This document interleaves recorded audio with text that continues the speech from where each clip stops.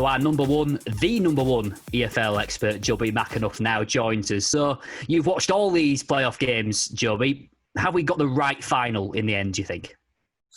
I believe so. I think over the course of the season, certainly for me, Fulham and Brentford have been the two standout teams in terms of the ones that did make it into the playoffs. Of course, Swansea and Cardiff did fantastically well, both coming with late runs to get themselves in those positions. But you only have to look at the points difference, one from those two, Fulham and Brentford down, but also how close they were to the top two for me to justify certainly them being in the final. But that being said, they still have to get over two tricky legs against, again, what we saw as two very, very good teams. So they fully deserve to be in that final, not just for the season that they've had, but also, getting over those playoff games as well. Yeah, before we get more on to both those teams, I just want to touch on, as you mentioned, Swansea and Cardiff, though, played their part in two terrific ties. And both, as you mentioned, have had good seasons, especially under the circumstances they've faced as well. Yeah, for sure. Again, I think both clubs, managers, sets of players and fans can be incredibly proud of their football clubs, and what they've done. Again, Neil Harris going in with Cardiff miles away. I think, although he was confident, I don't think there will be many others around outside of Cardiff that really felt they were going to get themselves in that playoff mix, and they did. Again, Swansea, having had a good start, fell off a little bit, and then really came strong. A couple of real key signings, Ryan Brewster, Conor Gallagher in January, really just gave them a bit of fresh impetus moving forward. And again, for them, I think there's bright futures there. Swansea going through a restructuring phase. They've had to sell good players. Loans look like a good avenue for them to get good quality players in. Cardiff, it was just about getting more out of that group of players. And Neil Harris has certainly done that. And they're going to be a tough team to beat next year. So, massive credit to both those football clubs. Fantastic games, I've got to say, in the circumstances, with no fans there. We have spoken about it can affect the tempo and the intensity of those matches. But we saw both legs, four clubs going at it, as they should do, with so much at stake. And, they gave us some fantastic performances. Yeah, you feel like both those teams will be contenders maybe next season for promotion. But back to Brentford and Fulham, I feel like I've talked to you so much about both these teams already this season. But for those who haven't had a chance to listen to your views on them, can you just go through what makes them both the teams that they are? What makes them special? Well, funnily enough, that for me, having seen a lot of both of them, there are a lot of similarities between these two teams.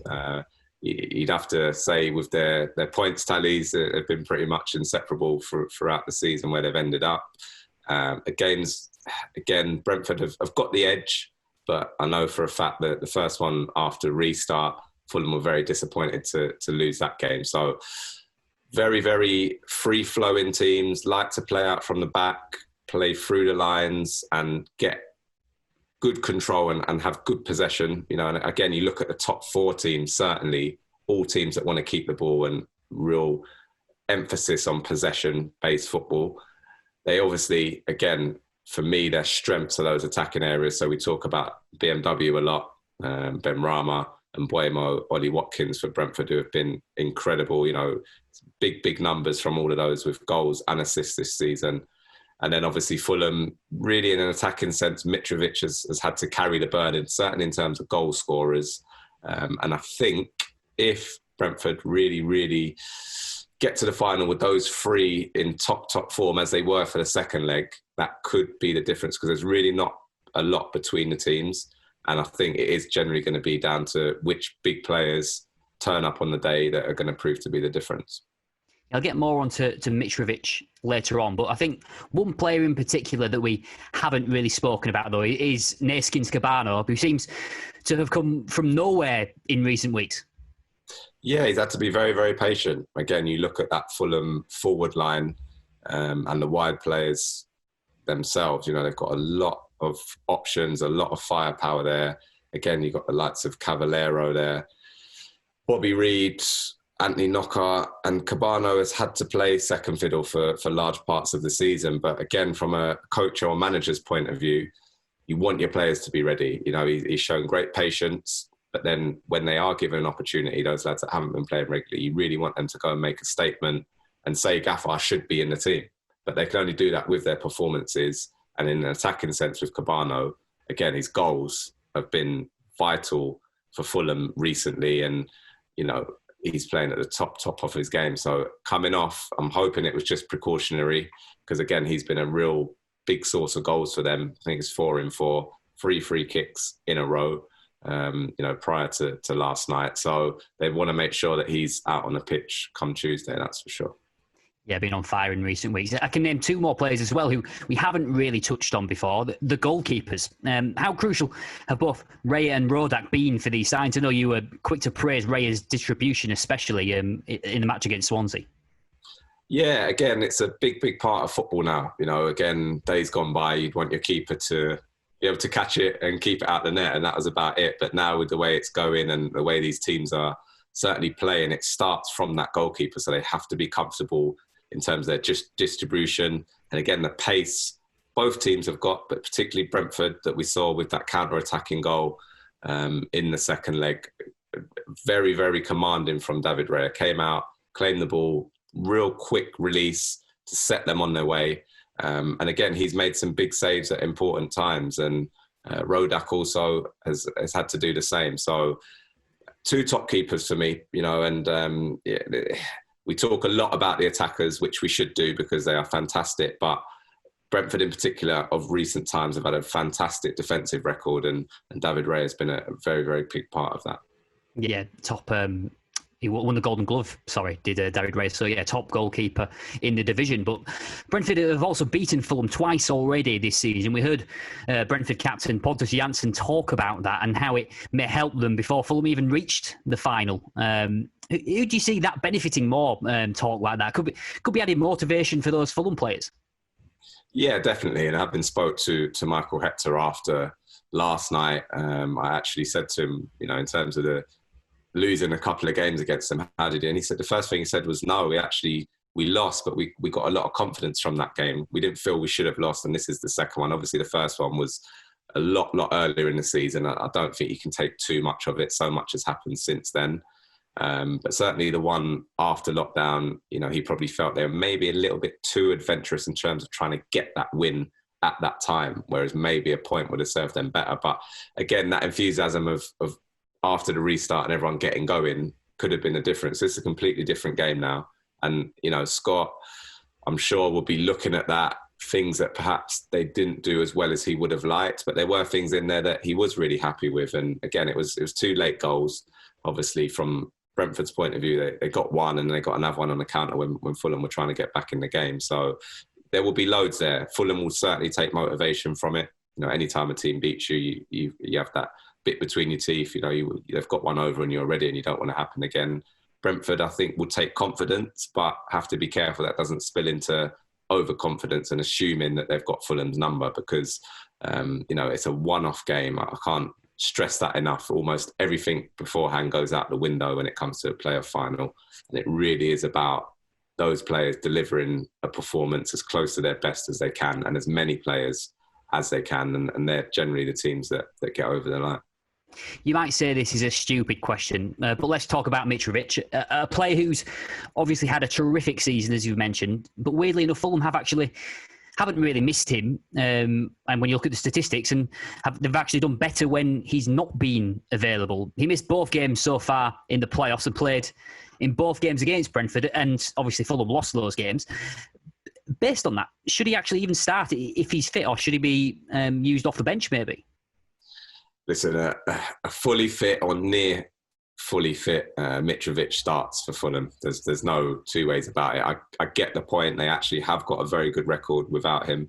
And that is something I would want to dig a little bit deeper into. Certainly if I was Scott Parker, I'm sure he's looked at potentially why that might be the case. The most obvious one for me is he's a big character. He's a big presence, you know, in that team, in that dressing room. And sometimes on the pitch, players can almost leave it up to him to go and do the business because they know 9 times out of 10 he will. Whereas when he's not on the pitch, maybe those players around him as a collective come together a little bit more and take a little bit more responsibility, knowing they haven't got their 26 goal season striker just going to stick a chance away. So, look, it speaks volumes about the strength in depth for Fulham, that they can be without the league's top scorer and still have a better record than when they've got him in the team. So I think that would be the most pleasing aspect for Scotty, the last however many games they've had to do without him, that, again, they would love him to be out there. But if he wasn't, I don't think it's the end of the world. And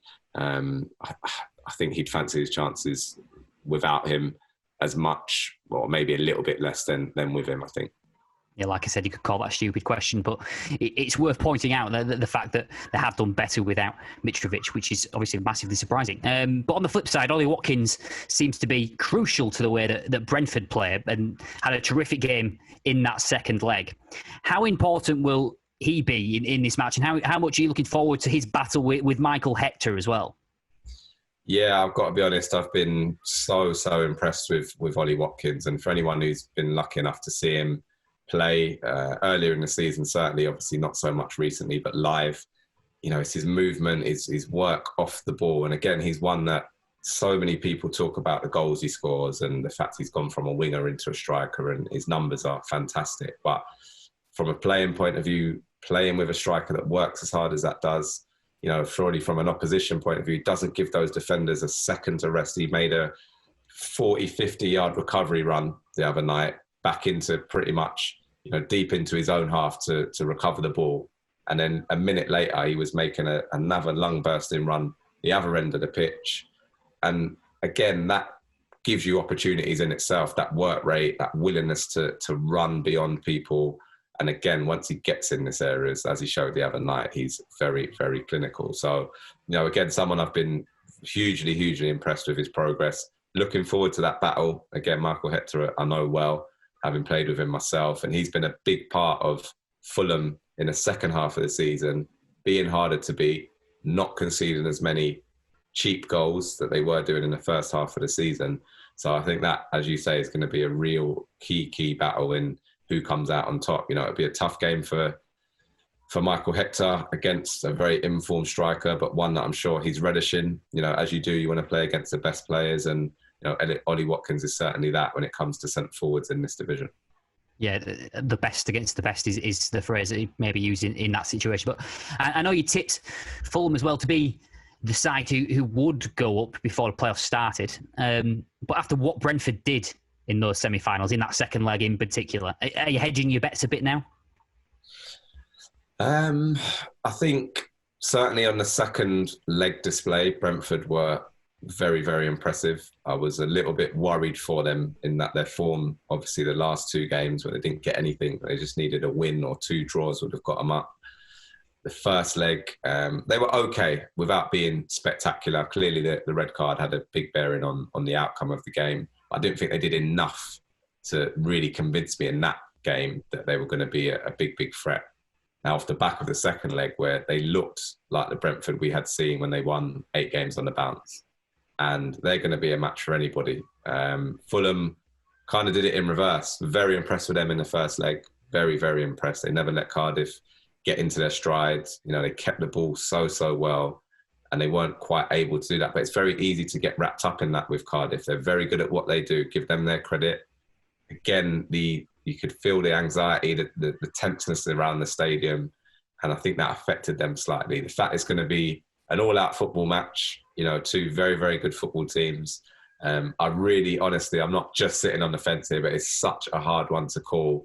You are talking probably the flip of a coin, maybe a decision here or there, or a moment of magic that is going to make the difference. They are two fantastic football teams, and I hope that it's the best team that wins. I really hope it's, again, a piece of brilliance, or one team really coming out on top of the other to decide who goes up, because they've both had brilliant seasons. Yeah, should be some spectacle. But, I mean, I know you've sort of answered this in terms of everything goes out the window going into a playoff final, but will Brentford's end of season, that mini capitulation they had, I know they obviously had that fantastic run, but that end of season capitulation, those 2 games in a row they had a chance to win that automatic promotion. Will that still be in their minds, do you think, at all? Because obviously it was effectively a playoff final for them in both those games. Well, in that game in particular against Barnsley was like a playoff final for them. Yeah, I'll be honest, that's what I was really intrigued with. And luckily, having covered the game, that's what I wanted to ask Ollie Watkins. How did they deal with it? How were they feeling? And, his answer and their performance convinced me that they were over that. I think if they'd have just limped over the line or they hadn't played particularly well in the second leg, I would have been a little bit more concerned. But that was a team that had certainly put those last 3 games to bed for me, and 2 definitely, and a little bit of the first leg, to bed. They looked like they're back to what they are, what they're about. Again, their movement, their link-up play, the front feet, all involved goals and assists. And I can't see that being an issue for the final. I think that was a massive shot in the arm for them. Again, not just the fact that they won, but the performance and getting back to what they do to really bring that confidence back before the final comes. Yeah, you mentioned there you talked to Ollie Watkins. You spoke to both managers as well. I noticed. Can I just ask you what you make of their approaches in terms of man management and speaking to the media? They seem to be completely at the opposite ends of the scale, don't they, in terms of their approach? Yeah, I'll be honest. I mean, I think particularly after the first leg, with everything that went on with Brentford and the sending off, that I think we all felt was very harsh. I think Thomas Frank was a little bit prickly. It seemed as though the pressure was building and had gotten to him a little bit. So again, I think the post-match there, it was just a result of all the emotions that were going on for him. He was a lot more calm and relaxed and how he normally is after the second leg. Of course they won. But still very open, both very generous with their time, willing to answer the questions. And I suppose Scott goes into great detail when he speaks. And, certainly from our point of view, being able to speak to them and pick their brain and try and get a little bit insight is fantastic for us. And it hopefully gives the fans, a bit of an inside track in terms of what's going on in their minds. But in general, both of them are very open and, again, very receptive to those questions. I think it's worth pointing, just from me noticing in terms of their approach after the game, it seems to be Thomas Frank is more, he's got a lot of belief in his players and he's quite forthright in saying that. And Scott Parker is a bit more humble in terms of his approach. Is that what the impression that you get between the two of them? Yeah, listen, again, I don't think there's a wrong or a right way. They've both been hugely successful this season in terms of getting the teams where they are now. I think the belief that Thomas Frank has in his team has come from being around that group of players consistently, knowing exactly their strengths, their weaknesses. And he feels genuinely, if they perform to anywhere near their levels, they will beat any team, pretty much. And it's great for a player to know your manager's got that confidence in you. I think Scott also has a great belief in that team, undoubtedly. He knows what he's got there. I think his slight issue would maybe come with the fact that they had conceded some real sloppy goals earlier on in the season. And again, that was something I was quite keen to ask him in terms of if he felt his team had addressed that. And also that you can't just be a good footballing team and that's it.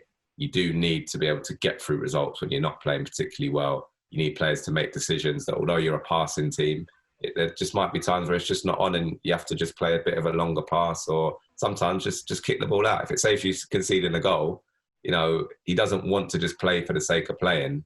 He wants to play to be effective and he doesn't want it to cost sloppy goals. So I think he certainly has a belief. I think maybe it's a slightly more low-key approach, certainly from Scott. But I know for a fact, having spoken to him, that he's got a real strong belief in that group of players and feels they're good enough to beat Brentford and get to the Premier League. Yeah, it'll be interesting to see which approach works in that final. But finally, I know it's not related to the game, which is what the podcast is all about, but I can't not ask you, is Yaya Touré taking the captain's armband from you next season? I said he was allowed to come in as long as I kept the captaincy. And to be fair, I'll be honest, he's not one of those characters that would come in and demand it anyway. He's been a real joy to be around, I've got to be honest. It was a bit of a one out of the blue. I think certainly Ross and Martin Ling will say it was a bit of a random initial bit of contact. I think that they weren't quite sure whether it was actually Yaya Touré or maybe someone else called Touré that was trying to fast one to get in for pre-season. But turned out it was the man himself, and he's been a real breath of fresh air around the place. Someone who's achieved as much as he has, to come in. He needs to get fit. I think he's got a few things happening behind the scenes that he's waiting on. He lives in London currently, so he saw it as an opportunity to come in and get fit. And he's really embraced, everybody, all the coaching. He's stepping into our sessions, and he's bringing, little bits of wisdom with him. We'll sit down, we'll pick his brain, about Messi, about Pep Guardiola, Man City. It's amazing to get, I've been fortunate enough to get a little glimpse of that level. He's lived it for his whole career, and there's some players that have been nowhere near it. So for us, to be able to just feed into that has been brilliant. And again, I can't speak highly enough of the man himself. Just a real pleasure to be around. Brilliant for the club in terms of the exposure that's getting as well. And, I think it ticks a lot of boxes. Certainly Yaya's happy. He just wants to come in. He says, I just want to feel the pitch. I want to feel the grass, feel the ball, have a touch of the ball. I don't want to just run at home or be on a bike somewhere. He loves football. And again, for the lads, the younger ones in particular, to see a 37-year-old who's achieved what he's done, to just come in and say, I just love being here. I love playing football. It's brilliant, because that's what it's really about, Ben. And it's, for me, it's certainly what keeps me going at 38, that genuine love for the game. And, again, I don't know how long he's going to be here, but as long as he is, he's very much welcome, and we're all getting something from it. And is he going to be playing alongside Jobi McAnuff next season? Is he going to be inside you? I don't think so. I've got to be honest. By all accounts, he's just passing through. Listen, I'm sure we do everything in our powers to try and make that happen. But ultimately, it's going to be down to the big man. And listen, however long he wants to stay, as I said, he's certainly welcome here. And we'll see what happens. But I can't imagine him ending up here. But listen, never say never. It's a funny old game. We never know. 2 weeks down the line, he might be going into play for us. So you never know. Yeah, Yaya Touré in League Two will be quite a sight, wouldn't it? But Jobi, it's been a fantastic season to cover the EFL in terms of previewing the game. So thanks very much for all your contributions. And all that's left to say is enjoy the final. Will do. Thank you very much. Been a pleasure.